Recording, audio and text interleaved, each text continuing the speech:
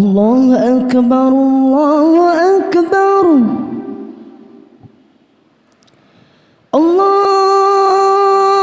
الله أكبر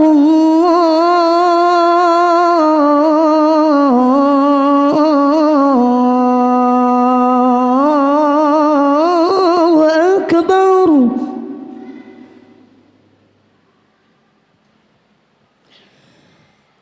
أشهد أن لا إله إلا الله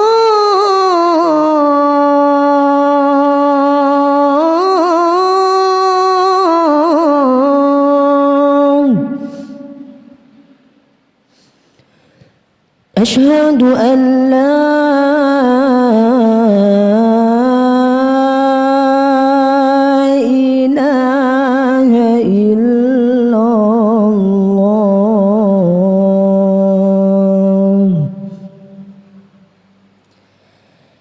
أشهد أن محمد رسول الله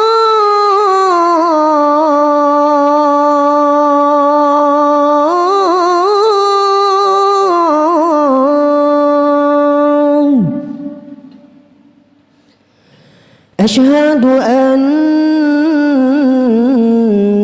محمد رسول الله حي على الصلاة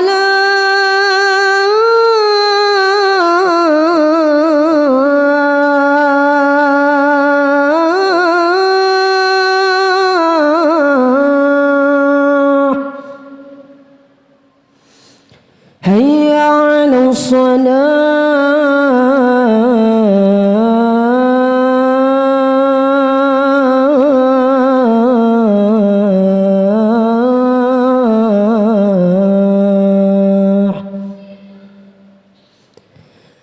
حي على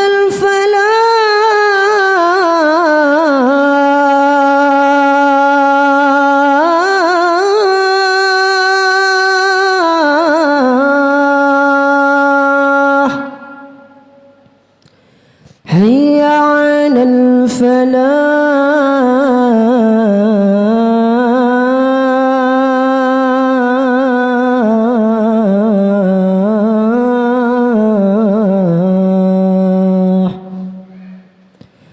الله أكبر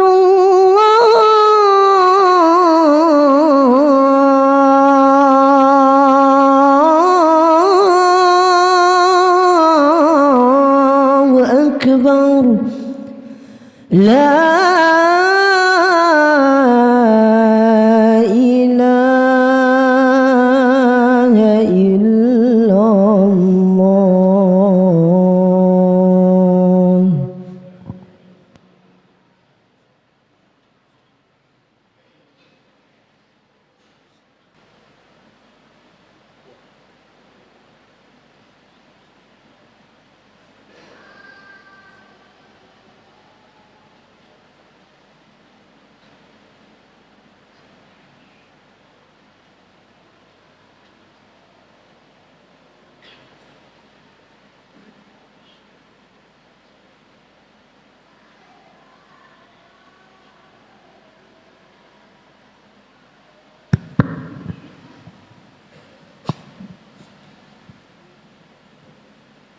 Assalamualaikum warahmatullahi wabarakatuh. Pada segenap jamaah salat Jumat Masjid Al-Falah yang dimuliakan oleh Allah, sebelum pelaksanaan salat Jumat dimulai, kami mohon bantuan barokah Fatihah yang dikhususkan kepada segenap para muassis Masjid Al-Falah. Yang pertama, almarhum wal maghfurlah Hadratus Syekh Kiai Haji Abdullah Sakhal, Raden Kiai Haji Fakhrillah Askhal, Kiai Haji Samsul Huda Maksum, Kiai Haji Jailani Khudari, Bapak Siddiq, Bapak Fakih, Bapak Marsub, Bapak Abdul Aziz, Bapak Abdul Hamid, Bapak Haji Tarkan, Bapak Muamma, Bapak Tayyan, Bapak Haji Mahmud, Bapak Poniman, Bapak Marholan, Bapak Haji Bahruddin, Bapak Kadi, Bapak Ustadz Rusdi, Bapak Giman, Bapak Munaji, Bapak Samhuri, Bapak Muhammad Hanif, Bapak Asnan, Bapak Haji Muhammad Umar, Bapak Nasir, Bapak Haji Hamzah, Bapak Asnawi, Bapak Haji Syafi'i, Bapak Haji Salim, Bapak Ridwan, Bapak Daim, Bapak Haji Asmuni, Bapak Ghil Afandi, Bapak Abdul Rasid, Bapak Saleh, Bapak Haji Amin, Bapak Haji Nur, Bapak Haji Nur Hadi, Bapak Haji Fauzan, Bapak Muhammad Rifai, Bapak Haji Ridwan, almarhum Bapak Haji Abdul Syukur, dan almarhum Bapak Haji Hari. إلى حضرة النبي المصطفى سيدنا وحبيبنا شفينا وقرة عيننا مولانا محمد صلى الله عليه وسلم وعلى آله وأصحابه وأهل بيته وقرابته رضوان الله تعالى عليهم وإلى جميع إخوانه من الأنبياء المرسلين الأولياء والشهداء والصالحين الصحابة والقرابة والتابعين والعلماء العاملين والمصنفين المخلصين ولجميع الملائكة المقربين وخصوصا سلطان الأولياء سيدنا الشيخ عبد القادر الجيلاني رضي الله عنه ثم إلى جميع أهل القبور من المسلمين والمسلمات المؤمن مؤمنات أينما كانوا من مشارق الأرض إلى مغاربها برها وبحرها خصوصا آباءنا وأمهاتنا جدنا وجدتنا مشايخنا مشايخنا ولمن اجتمعنا هنا بسببهم ولأجلهم شيء لله لنا ولهم الفاتحة أعوذ بالله من الشيطان الرجيم بسم الله الرحمن الرحيم الحمد لله رب العالمين الرحمن الرحيم مالك يوم الدين إياك نعبد وإياك نستعين اهدنا الصراط المستقيم صراط الذين أنعمت عليهم غير المغضوب عليهم ولا الضالين آمين. Selanjutnya laporan keuangan Masjid Al-Falah hasil daripada pendapatan celengan Jumat yang lalu. Alhamdulillah terkumpul uang sebesar 4.005.000 rupiah. Selanjutnya yang bertindak sebagai imam atau khotib pada Jumat kali ini Al-Ustaz Haji Soleh Ismail MPDI dan sebagai Bilal Al-Ustaz Abdul Mujib Umar SPDI. Demikian yang dapat kami sampaikan, kurang lebihnya mohon maaf. Ihdinas siratal mustaqim. Assalamualaikum warahmatullahi wabarakatuh.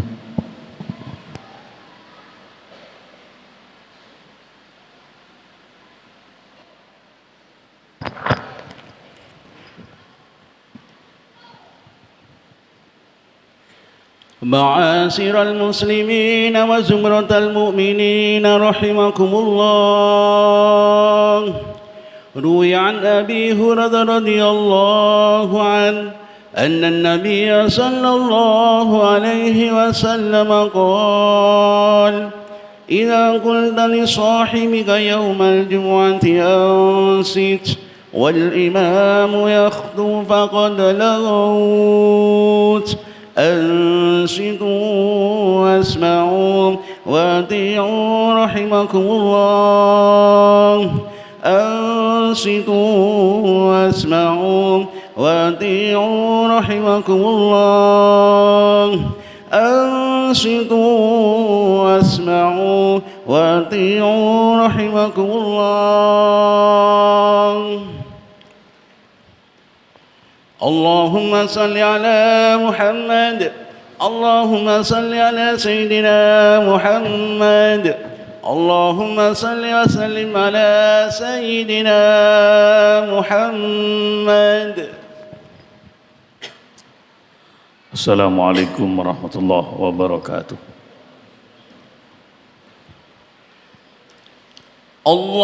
الله أكبر.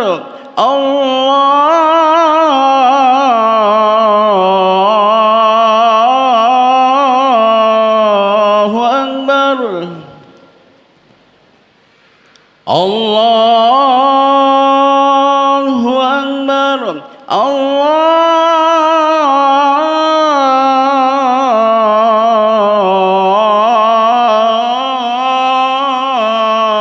الله أكبر. أشهد أن لا إله إلا الله.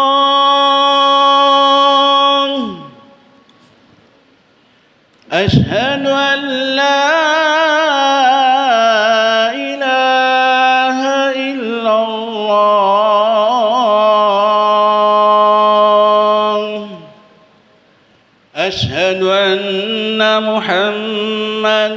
رسول الله أشهد أن محمدا رسول الله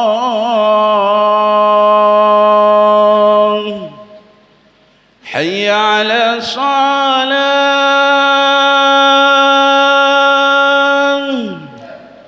حي على الصلاة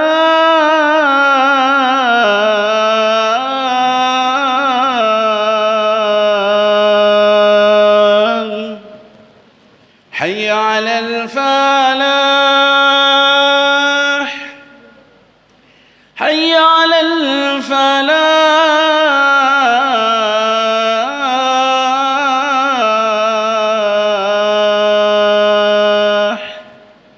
الله أكبر الله أكبر لا إله إلا الله.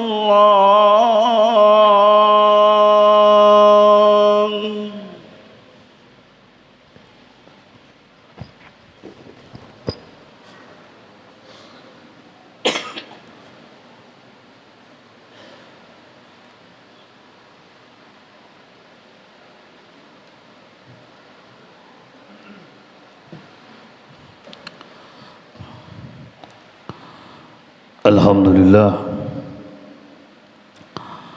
Alhamdulillahilladzi qaddara fahada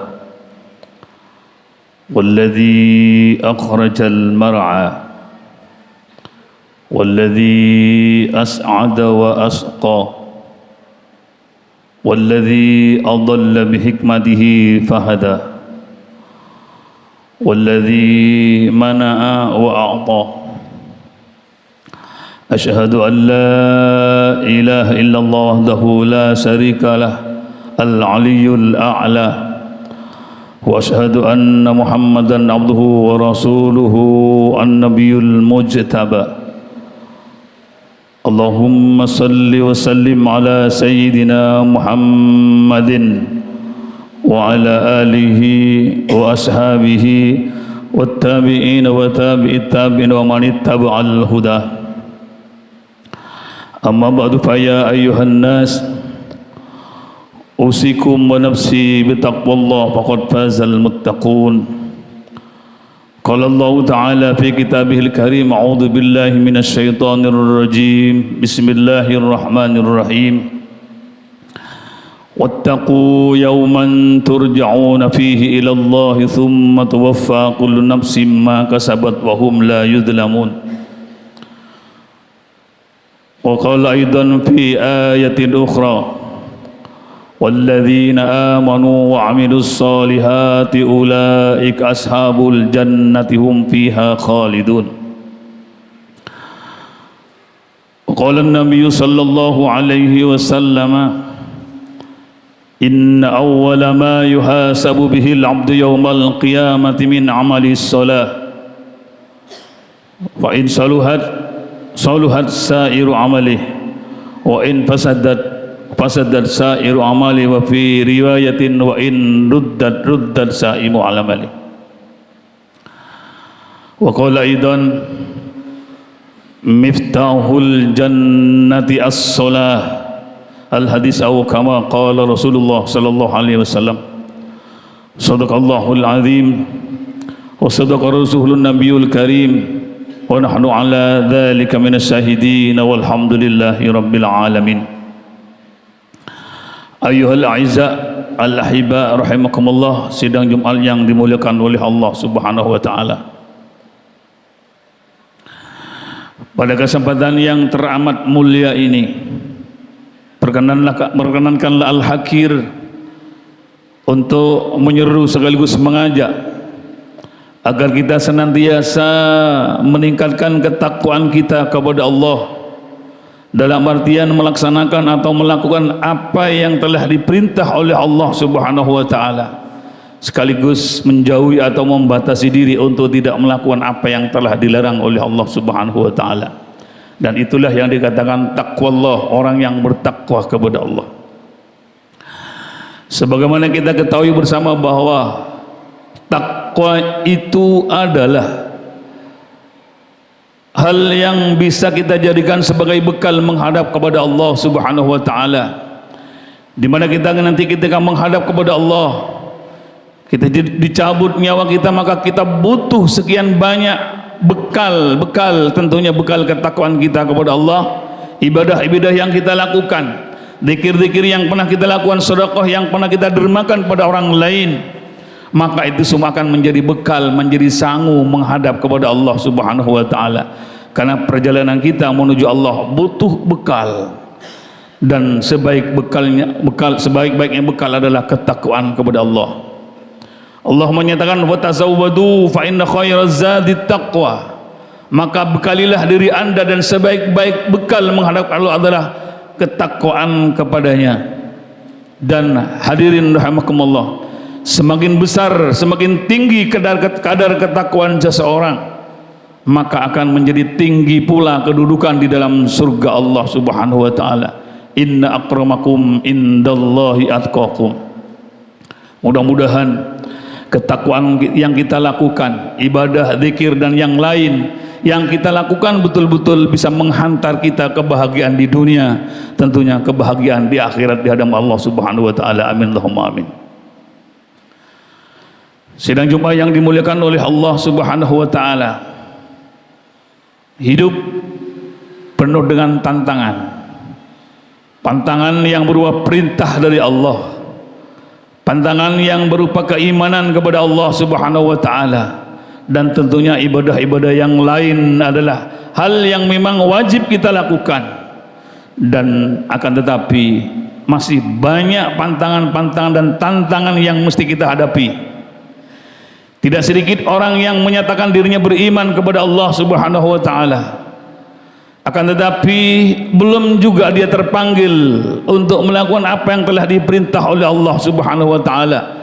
Sementara iman yang ada pada dadanya tidak mungkin tercabutkan, akan tetapi belum juga terpanggil menghadap kepada Allah dalam artian beribadah, melakukan apa yang telah diperintah, dan kadang masih melakukan apa yang telah dilarang oleh Allah Subhanahu wa taala. Oleh karena hadirin rahimakumullah, keimanan dan amaliyah atau amal soleh akan selalu beriringan. Orang yang beriman, setinggi apapun keimanannya, apabila tidak mau beramal, tidak pernah melakukan ibadah sholat, puasa, haji dan ibadah-ibadah yang lain, maka keimanannya akan sia-sia. Dan hal yang mustahil, hadirin rahimakumullah, orang yang beramal baik, orang yang beramal soleh, orang yang selalu mendermakan hartanya, peduli kepada orang fakir miskin, kadang-kadang tidak beriman. Oleh karena hadirin rahimakumullah, Allah Subhanahu wa taala berfirman, a'udzubillahi minasyaitonir rajim, bismillahirrahmanirrahim, walladzina amanu wa 'amilus solihati ulaika ashabul jannati hum fiha khalidun. Walladzina amanu, kata-kata amanu dan wa amilus solihati selalu bersama. Amanu dan wa amilus solihati, sedikitnya atau lebih daripada 50 ayat di dalam Al-Quran Al-Karim, lafaz amanu selalu bersamaan dengan amilus solihati. Walladzina amanu wa amilus solihati, lebih dari 50 ayat, 50 tempat Allah menyatakan amanu dan wa amilus solihati. Artinya betapa pentingnya iman atau amanu, keimanan kita. Bukan hanya keimanan semata yang mesti kita lakukan, tapi harus wa'amilus solihati. Ba'dul mufassirin menyatakan wa'amilus solihati adalah rukun Islam yang 5. Amal soleh itu sedikitnya adalah solat yang 5, rukun Islam yang 5 adalah bersyahadat. Yang kedua, melakukan solat yang 5 waktu, puasa, zakat puasa, dan selanjutnya semua yang 5 adalah termasuk amal solihah. Dan bukan hanya itu saja, amal solihah itu adalah diantaranya sedekah, zikir, baca Al-Quran. Artinya seberapa tinggi keimanan seseorang akan tetapi tidak melakukan amal-amal soleh, maka akan sia-sia di hadapan Allah, yang diistilahkan dengan Islam KTP. Iman dan percaya kepada Allah, iman pada Rasul dan malaikatnya. Rukun iman yang 6 dia yakini tapi tidak amal solihah, maka akan sia-sia keimanannya. Begitu sebaliknya, orang yang beramal soleh akan tetapi dia tidak beriman kepada Allah Subhanahu wa taala, itu tidak sedikit hadirin rahimakumullah. Kalangan artis yang beda agama dengan kita membangun mushola, membangun masjid, sementara dirinya tidak beriman kepada Allah Subhanahu wa taala. Maka keimanan dan amal soleh tidak bersamaan, dalam artian kebersamaan amanu wa amilus solihah tidak ada pada dirinya. Sidang Jumat yang dimuliakan oleh Allah Subhanahu wa taala. Jadi keimanan kita harus disertai dengan amal soleh yang jumlahnya tidak sedikit. Amal soleh yang paling sering kita lakukan adalah sholat yang 5 waktu. Sholat yang 5 waktu merupakan tolak ukur daripada ibadah-ibadah yang lain. Nabi menyatakan apabila sholatnya diterima, maka akan diterima pula ibadah yang lain. Wa in ruddad sa'iru amali, apabila sholatnya ditolak oleh Allah, maka akan ditolak pula ibadah-ibadah yang lain dan menjadi sia-sialah ibadah yang lain. Arti ditolak bisa jadi cara beribadahnya, cara melakukan sholat 5 waktu tidak benar. Bisa jadi sholatnya tidak dilakukan. Berarti apabila sholatnya ditolak, maka akan nul, sia-sia ibadah yang kita lakukan di hadapan Allah. Setelah dihisab dosanya menggunung, pahala-pahala yang lain tidak ada. Apabila kata timbangan akan ditimbang amalnya, maka akan jumplang. Amal jeleknya, dosanya akan lebih berat jauh, sementara amal baiknya tidak ada sama sekali, disebabkan tidak melakukan ibadah sholat dengan benar. Iman kepada Allah, betul iman, akan tetapi tidak beramal soleh. Dan termasuk amal soleh adalah bersedekah kepada sesama, bersedekah pada fakir miskin. Itu termasuk amal soleh yang begitu besar pahalanya. Setelah ibadah-ibadah yang wajib kepada kita, sedekah adalah sunnah bagi kita. Akan tetapi dari sekian ibadah yang lain, sedekah adalah sangat besar sekali dalam hal timbangannya dan besar balasan dan pahalanya di hadapan Allah Subhanahu wa taala. Seorang yang telah menghadap kepada Allah di alam kubur, dia menyatakan a'udzubillahi minasyaitonirrajim, bismillahirrahmanirrahim, rabbi laula akhartani ila ajarin qarib fa asaddaqu wa akum minas solihin. Orang yang pada masa hidupnya tidak pernah bersedekah, ketika menghadap kepada Allah dan dia melihat besarnya daripada sedekah, maka dia berharap kepada Allah, berdoa kepada Allah, ya Rabbi, wahai Tuhanku, andai kata panjenengan memberikan kesempatan hidup lagi ya Allah, fa asaddaqu, aku akan bersedekah ya Allah. Kenapa tidak andai kata saya diberi hidup lagi, akan sholat, akan haji. Begitu dia melihat betapa besarnya pahala daripada sedekah, dia berjanji, ya Allah, kalau aku diberikan kesempatan hidup lagi ya Allah, aku akan bersedekah ya Allah. Allah menyatakan itu tidak mungkin. Sedekah memang hal yang sulit. Kalau tidak belajar sedikit demi sedikit, sedekah adalah hal yang besar, berat untuk kita lakukan. Dan sedekah sekecil apapun, bahwa sedekah sebiji kurma, sebesarnya sebiji kurma, sebuah permin diberikan kepada anak kecil, maka sanggup memadamkan api neraka. Ittaqun nar walau bisiki tamratin. Takutlah kepada api neraka walaupun separuh dari biji kurma, besarnya sebesar separuh biji kurma. Dalam artian sekecil apapun sedekah yang kita berikan kepada orang lain, maka nilainya akan dapat memadamkan api neraka. Apalagi sedekah-sedekah yang lain.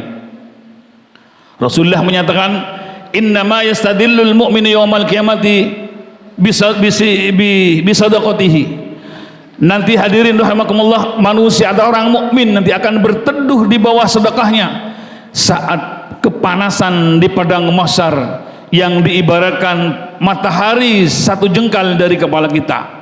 Dalam kondisi yang begitu panasnya, manusia yang tidak pernah beramal, manusia yang tidak pernah bersedekah akan mendidih otaknya, tubuhnya akan mendidih seluruh sekujur tubuh dari panasnya. Akan tapi tidak bagi orang yang bersedekah, bahwa sedekah dapat menjadi naungan di hadapan Allah Subhanahu wa taala dari panasnya padang mahsyar nanti. Mudah-mudahan sedekah kita yang cuman sedikit, andai kata, bisa menjadi naungan di hadapan Allah Subhanahu wa taala, dan mudah-mudahan kita membiasakan sedekah demi sedekah kepada orang lain, dan tidak harus besar sedekah. Yang penting kita peduli kepada orang yang fakir miskin. Kita sedekahkan harta kita walaupun sebesar 2.000, apalagi sedekah yang begitu besar, maka akan menjadi naungan di hadapan Allah Subhanahu wa taala. Hadis yang terakhir, dawau mardakum bisedekah. Obatilah orang-orang sakitmu dengan sedekah. Ini sedikit sekali orang yang meyakini bahwa sedekah dapat mengobati orang-orang sakit kita. Ada beberapa kasus hadirin rahimakumullah yang tidak perlu saya sampaikan secara detail pada kesempatan kali ini. Ada orang yang sakit, yang sudah, di mana dokter angkat tangan atas penyakit yang ada, yang dideritanya. Akan tapi sepulang dia ingat kepada hadis Nabi Muhammad SAW, dawau mardakum bisedekah, obatilah orang-orang sakitmu dengan sedekah. Maka ketika dokter angkat tangan tentang penyakit yang dideritanya, maka dia berbaring untuk bersedekah kepada Allah Subhanahu wa taala. Hari demi hari sedekah. Maka ternyata setelah diperiksakan kepada dokter, penyakitnya habis sama sekali, sehingga dokter heran akan kejadian hal itu. Itulah hadirin rahimakumullah, bahwa sedekah harus dilatih. Orang tidak akan pernah sedekah 10.000 kalau tidak pernah 5.000. Seseorang tidak akan pernah 50.000 rupiah kalau tidak pernah 10.000. Dan orang berat sekali tentunya ketika mau sedekah sebesar 100.000 kalau sebelumnya tidak pernah sedekah 50.000. Oleh karena biasakanlah, anggaplah apa yang kita sedekahkan, rezeki yang kita sedekahkan adalah tabungan kita di akhirat, dan tabungan itu akan menjadi naungan di hadapan Allah Subhanahu wa taala. Amin, Allahumma amin. Yang terakhir yang sempat saya sampaikan pada kesempatan kali ini adalah sebagai amal soleh adalah Al-Quranul Karim. Tentunya masih banyak sekali amal-amal soleh yang mesti kita lakukan sebagai pendamping dari amanu di dalam Al-Quran. Setelah kita keimanan, maka harus beramal soleh. Amal soleh yang sempat saya sampaikan pada kesempatan kali ini adalah baca Al-Quran. Iqra'ul Quran fa innahu ya'ti yaumal qiyamati syafi'an li ashabih. Bacalah Al-Quran, walaupun panjenengan baca Al-Qurannya salah-salah andai kata, walaupun sulit membaca lancar, baca sebisa kita, maka Al-Quran itu akan datang sebagai penolong kita di hari kiamat nanti. Itu hal yang pasti, karena itu adalah janji dari Allah Subhanahu wa taala melalui nabinya. Bacalah Al-Quran walaupun tidak sebantar mereka-mereka. Andai kata kita malu membaca Al-Quran di tempat umum, bacalah di rumah kita. Satu hari satu garis, andai kata tidak harus sama dengan mereka, kita harus membaca sebisa kita, salah nggak masalah. Kita baca Al-Quran karena Al-Quran akan datang di hari kiamat sebagai penolong kepada orang yang pernah membacanya. Betapa untungnya orang yang telah menghafal Al-Quran, betapa untungnya orang yang pandai membaca Al-Quran, betapa untungnya bagi anda-anda yang mempunyai anak yang pandai membaca Al-Quran Karim, karena anak itu nanti akan membaca Al-Quran Karim saat kita di alam kubur sebagai penyiram terhadap panasnya siksa api neraka. Hadirin rahimakumullah, ini yang dapat kami sampaikan sedikit, tapi mudah-mudahan bisa menjadi bahan koreksi bagi saya pribadi, tapi menjadi bahan renungan bagi kita bersama, sehingga kita hari demi hari kita bisa meningkatkan ketakwaan kita kepada Allah Subhanahu wa taala. Dengan imannya, semoga iman kita semakin menjadi kuat dan kuat iman, sehingga kita mati menghadap kepada Allah dalam keadaan iman yang kekal di dada kita, sehingga kematian kita menjadi status husnul khotimah, dan mudah-mudahan amal-amal soleh yang lain kita semakin pandai melakukannya sehingga insya Allah tergolong pada pernyataan Nabi, kullu ummati yadkhulunal jannata, semua umatku masuk surga, amin Allahumma amin. A'udzubillahi minasyaitonir rajim. Bismillahirrahmanirrahim. Man 'amila shalihan falinafsihi wa man asaa fa'alaiha. Barakallahu li wa lakum fil Qur'an wa nafa'ani wa iyyakum bima fihi minal ayati wa dzikril hakim wa taqabbal minna wa minkum tilawatahu innahu wal ghafurur rahim. Aqulu qawli hadza astaghfirullahal azim li wa lakum wa li saril muslimin wal muslimat fastaghfiruh innahu huwal ghafurur rahim.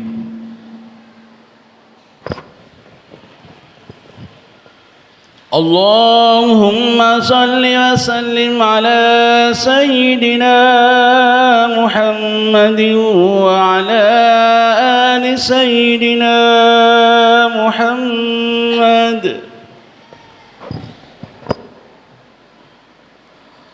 Alhamdulillah, alhamdulillah hamdan kama amar. Asyhadu an la ilaha illallah wahdahu la syarika la irghaman liman jahada bihi wa kafar. Wa asyhadu anna Muhammadan abduhu wa rasuluhu sayyidul bansi wal basar. Allahumma salli wa sallim ala sayyidina Muhammadin wa ala alihi wa ashabihi wat tabi'ina wa tabi'it tabi'in wa man tabi'ahum bi ihsan ila yaumiddin. Amma ba'du, fa ya ayyuhan nas usikum wa nafsi bi taqwallah faqad fazal muttaqun. Qala Allah ta'ala fi kitabil karim, a'udzu billahi minasyaitonir rajim. Bismillahirrahmanirrahim. Ya ayyuhalladzina amanu taqullaha haqqa tuqatih wa la tamutunna illa wa antum muslimun. Innallaha wa malaikatahu yusholluna 'alan nabi. Ya ayyuhalladzina amanu shallu 'alaihi wa sallimu taslima. Allahumma shalli 'ala sayyidina Muhammad wa 'ala ali sayyidina Muhammad kama shallaita 'ala sayyidina Ibrahim wa 'ala ali sayyidina Ibrahim wa barik 'ala sayyidina Muhammad wa 'ala ali sayyidina Muhammad kama barakta 'ala sayyidina Ibrahim wa 'ala fil alamin innaka Hamidum Majid. Allahumma ighfir muslimina wal muslimat wal mu'minina wal mu'minat al ahya'i minhum wal amwat innaka sami'un qaribun mujibud da'wat bi rahmatika ya arhamar rahimin. Allahumma tub 'alaina qabla al maut warhamna 'indal maut wa la tu'adzibna ba'dal maut ya khaliqal maut wa ya sami'as sawt ifatna minal afati wal ahad wal uqubat bi rahmatika ya arhamar rahimin. Rabbana hab lana min azwajina wa dhurriyyatina qurrata a'yuni waj'alna lil muttaqina imama. Rabbana atina fid dunya hasanah wa fil akhirati hasanah wa qina adzabannar. Wa sallallahu ala sayyidina Muhammadin wa alihi wasallam. Subhana rabbika rabbil izzati amma yasifun wa salamun alal mursalin walhamdulillahi rabbil alamin. Ibadallah, innallaha ya'murukum bil adli wal ihsan wa ita'i dzil qurba wa yanha 'anil fahsya'i wal munkari wal baghi ya'idukum la'allakum tadhakkarun. Fadhkurullahal 'azima yadhkurkum was'alu fatihutikum wa la dzikrullahi 'azza wa jalla akbar. Allahu Akbar, Allahu Akbar. Asyhadu an la ilaha illallah. أشهد أن محمدا رسول الله. حي على الصلاة حي على الفلاح قد قامت الصلاة قد قامت الصلاة. الله أكبر الله أكبر لا إله إلا الله. La ilaha illallah sayyidina Muhammadur rasulullah qamaha wa ala ma damati samawati rabbi ja'alni muqimas shalah wa min dzurriyyati rabbana wa taqabbal du'a. Shalli fardal jum'ati rak'atain mustaqbil. Allahu akbar.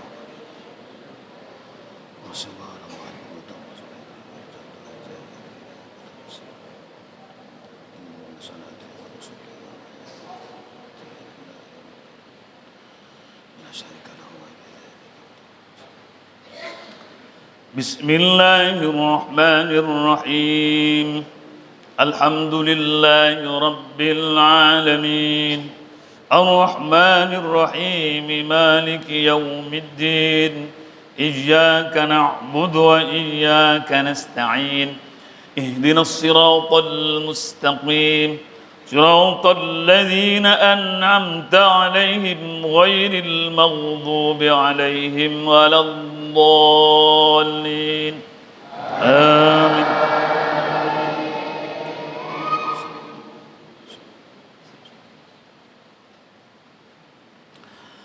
بسم الله الرحمن الرحيم سبح اسم ربك الأعلى الذي خلق فسوى والذي قدر فهدى والذي أخرج المرعى فجعله غثاء أهوى سنقرئك فلا تنسى إلا ما شاء الله إنه يعلم الجهر وما يخفى ونيسرك لليسرى فذكر إن نفعت الذكرى سيذكر من يخشى ويتجنبها الأشقى الذي يصلى النار الكبرى ثم لا يموت فيها ولا يحيا قد أفلح من تزكى وذكر اسم ربه فصلى بل تؤثرون الحياة الدنيا والآخرة خير وأبقى إن هذا لفي الصحف الأولى صحف إبراهيم وموسى. الله أكبر. سمع الله لمن حمده. الله أكبر.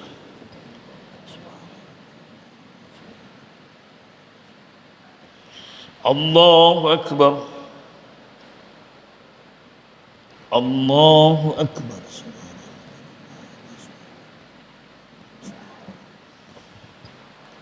الله أكبر. بسم الله الرحمن الرحيم الحمد لله رب العالمين الرحمن الرحيم مالك يوم الدين إياك نعبد وإياك نستعين اهدنا الصراط المستقيم صراط الذين أنعمت عليهم غير المغضوب عليهم ولا الضالين آمين.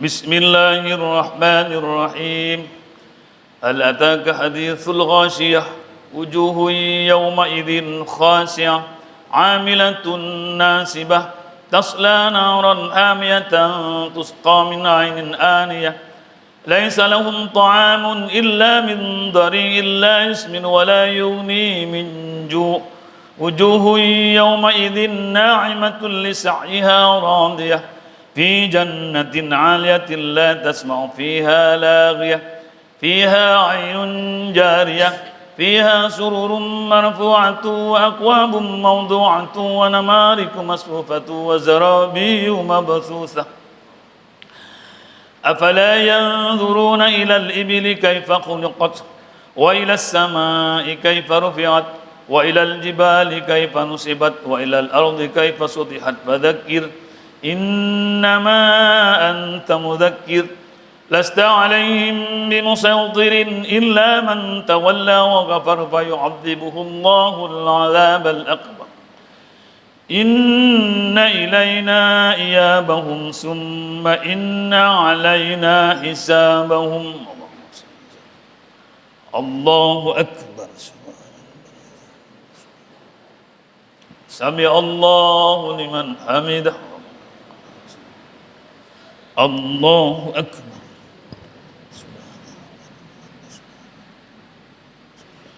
الله أكبر. الله أكبر. الله أكبر. التحيات المباركات الصلوات الطيبات السلام عليك أيها النبي ورحمة الله وبركاته السلام عليكم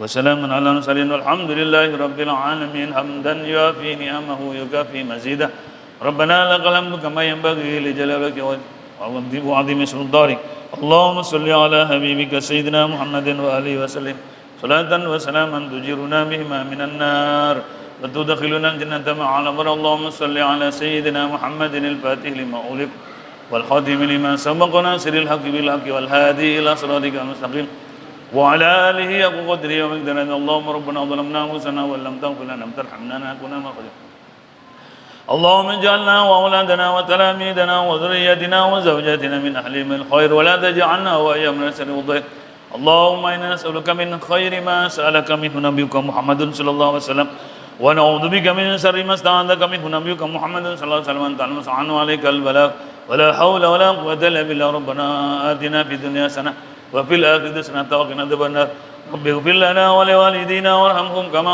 ربونا صغارا وصلى الله على سيدنا محمد وآله وسلم سبحان ربك رب العزة عما يصفون وسلام على المرسلين والحمد لله رب العالمين ربنا تقبل دعانا بحق الفاتحة